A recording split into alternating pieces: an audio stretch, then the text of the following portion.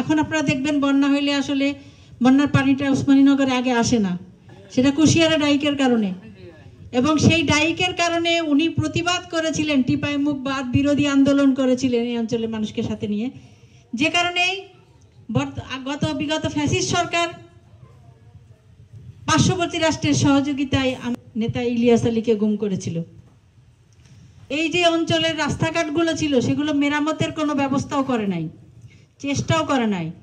উপরন্তু তারা সেই সমস্ত সরকারি ফান্ডের টাকা লুটপাট করে বিদেশে বাড়ি গাড়ি করে এখন সব নেতারা বাড়ি পালিয়ে গিয়ে বিদেশে সে আরামায়েশ করছে তাদের সেই টাকা পয়সা নিয়ে। আমাদের বাংলাদেশের বাইরে কোনো বাড়ি নাই। আমাদের নেত্রী, দেশ নেত্রী বেগম খালেদা জিয়া, ওনারও বিদেশে কোনো বাড়ি নাই। উনি এই দেশের মানুষকে ছেড়ে যান নাই। একটি দল বিভিন্ন ধরনের প্রলোভনে মানুষের কাছে গিয়ে সেই সমস্ত দেখিয়ে ভোট চাচ্ছে, সেটি প্রকাশ্যে না। তাদের কাজ হচ্ছে রাত্রে অথবা ভোরে যখন মানুষ ঘুমিয়ে থাকে তখন। আমি খোঁজ নিয়ে দেখলাম যে বিভিন্ন জায়গায় টিপ কল দেওয়া হয়েছে, টিপ কল দিয়ে বলছে টিপ কল দিলাম তোমরা ভোট দাও।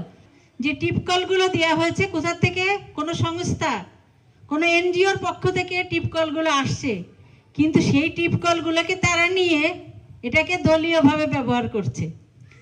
আবার আমি আজকে একটা নিউজ দেখলাম, আপনারা যারা ফেসবুক চালান তারা দেখেছেন যে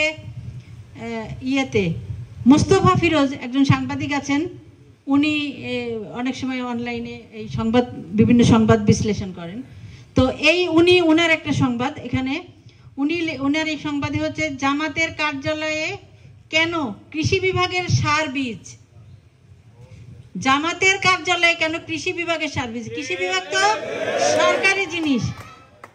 সেখানে বলছেন জামাত ব্যাখ্যা দিলেও রহস্য রয়ে গেল। জামাত ব্যাখ্যা দিছে যে কেন ওখানে সার বীজ গেছে, কিন্তু সেটা রহস্য রয়ে গেছে। সুতরাং এই রহস্যে ঘেরা যারা ইসলামের কথা বলছে, রাজনীতি করছে, রাজনীতি করতে গিয়ে তারা ইসলামকে ব্যবহার করছে।